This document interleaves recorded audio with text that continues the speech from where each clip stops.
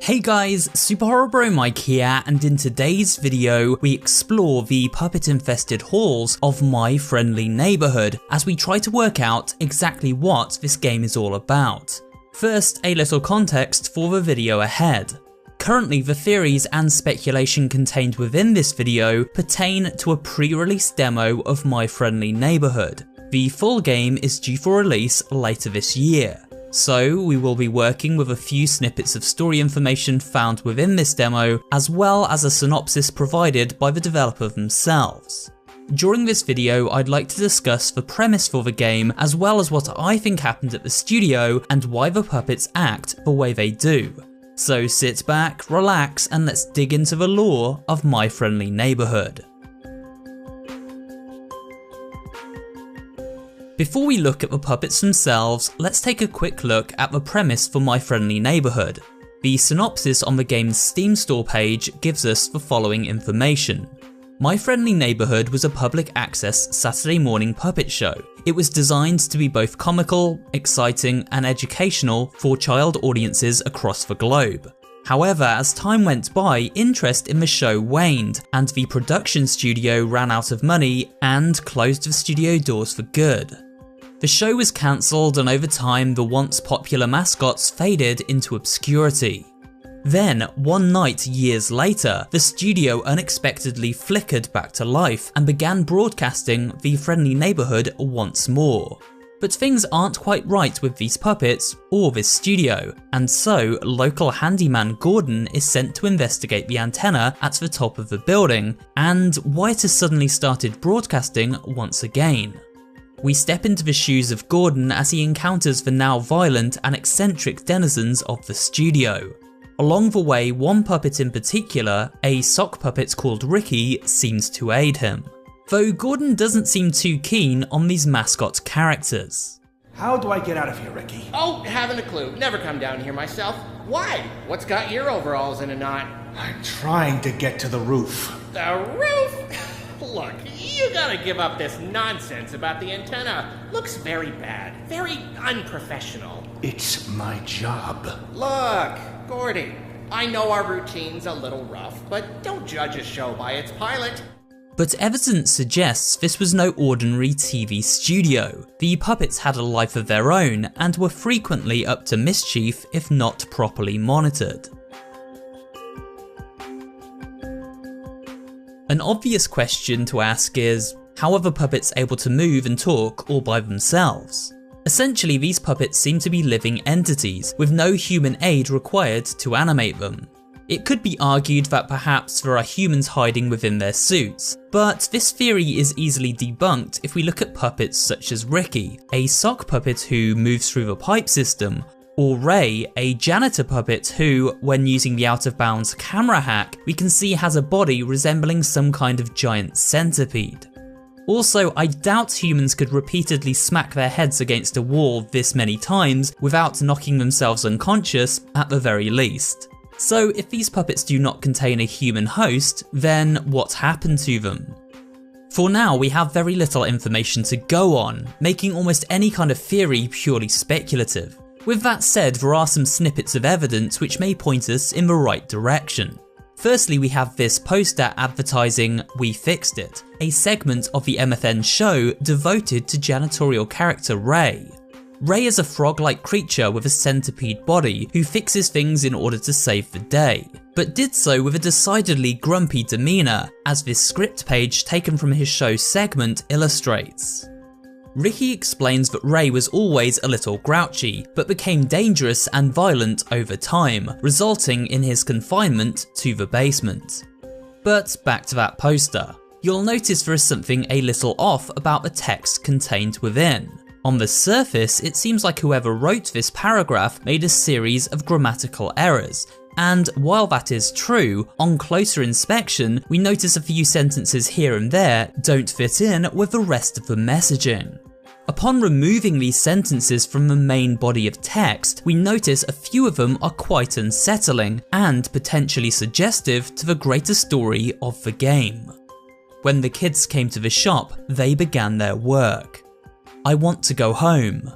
The janitor's closet has a buddy in the ceiling. The light is leaving all of us. The first line, when the kids came to the shop, they began their work, could hint at My Friendly Neighborhood's plot involving children who befell a grim fate on the set of the show and then were used to bring the puppet mascots to life. This would explain some of the dialogue spoken by the puppets. Take Junebug for example. She has several lines which suggest she was once a very normal little girl before taking on her puppet's form. I'm Junebug. I was asked to talk about responsibility. See, I used to be all turned upside down in my thinking about responsibility. I remember one day, I came downstairs, made breakfast for my parents, went to school, rode home on the bus, did my homework, and went to bed early. I used to be responsible. But then, I figured out that instead of being responsible, I could just eat gravel instead. Junebug, could you get the phone? My mom sometimes asks me to pick up the phone when she's busy. I used to be scared about talking to whoever called, but now that I've gotten used to it, I'm always excited to talk to them. All I have to do is tell them the truth. If we look at this rules poster, we see number 4 is titled Children and states, children are to be kept away from puppets unless a handler is present. Their safety is our liability. So maybe something tragic happened to a child visiting the studio when they got too close to an over-enthusiastic mascot. Norman also says the following line about noticing the children, at which point he becomes panicked and hysterical for a brief moment. Well, it's time for, what does Norman notice? I notice, cameras, lights, producers, children. Notice the children! Norman has noticed! Norman has noticed!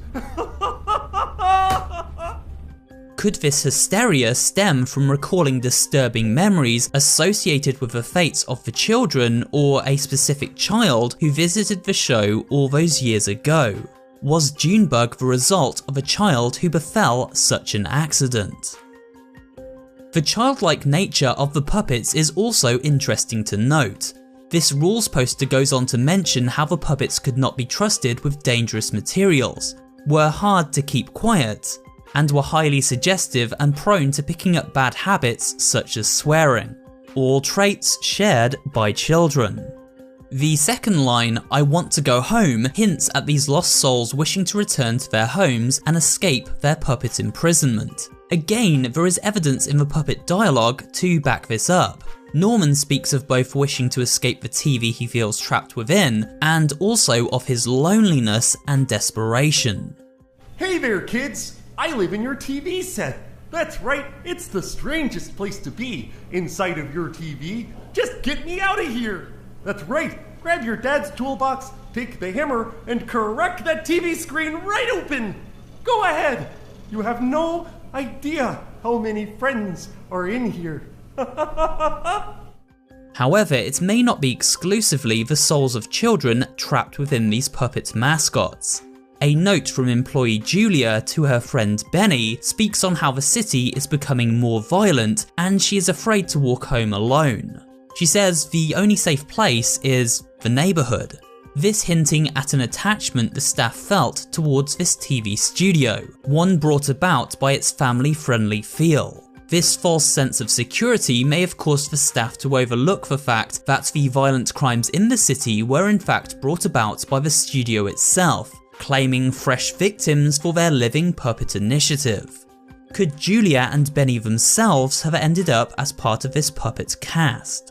The line, the janitor's closet has a buddy in the ceiling, could simply refer to the well-placed jump scare found in the demo, where a Norman falls from a vent in the ceiling of this locker room.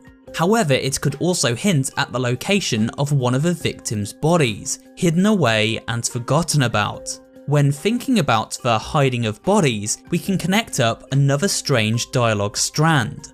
These puppets talk about bugs filling their bodies, and bugs being located at their homes. Take a listen. Never heard a violin walking in from the basement? Never heard the flattening of the evening's garbage? The boiling of a dinner lobster? The faint whisper of a tree falling on you? The tingle of small insects biting your legs? The smell of burning hair? The feeling like you might throw up? You've never heard music? an assortment of the best bugs the world has to offer? Well, that one just appears in my house. When dead bodies are left to fester, they attract insects, which begin entering the corpse and feeding upon it. So the puppet's fascination with bugs could also allude to the fate of their human bodies. Just food for thought. Finally, the line, "the light is leaving us all," seems to tie into the concept that these puppets are gradually growing more unhinged, violent, and erratic. Upon seeing Gordon, each puppet rushes in to attack. They do so with good intentions, wishing to hug their victims, but can't help but hurt them instead. After the studio was abandoned and the puppets left to their own devices, they seem to have gone stir crazy, which essentially means they have become distraught and violent due to prolonged confinement. The theme of just wanting a friend is heard throughout their dialogue. And for me, your bestest friend, you can just bring a friend. All I need is a friend. Along with the theory that these puppets may contain human souls, in some cases those belonging to children, we must also remember that these puppets were created with the purpose of educating and entertaining audiences around the world. So when denied the purpose of their existence, they fall into a state of delirium. The trigger for these violent thoughts may well be tied to the abuse these puppets went through at the hands of the crew members. If we recall a note left by technician Hank, he talks about the creation of the novelist shotgun and how fun it was bouncing Normans around with it. This gun was to be used as a special effect prop in the show. Constantly being shot, non-lethal or otherwise, would certainly be damaging to the mental well-being of these puppets, even more so if they are tied to a human soul. This rough treatment then translating into their own thoughts and deeds. I learned my numbers when I was a kid. Here, let me show you how I learned. Hold your hands up in the air. Now, bring them down in front of your face. See? That's 2 hands. Now, take one of your hands, put it in your mouth, and swallow as hard as you can. Let me tell you about the time my friend Leonard got me all upset at him. First, I beat him to the ground. Then I stomped his face. The light is indeed leaving these puppets, and they are slowly turning into corrupted entities, wishing to spread malicious educational messages and bring harm to the very viewers they were once created to entertain.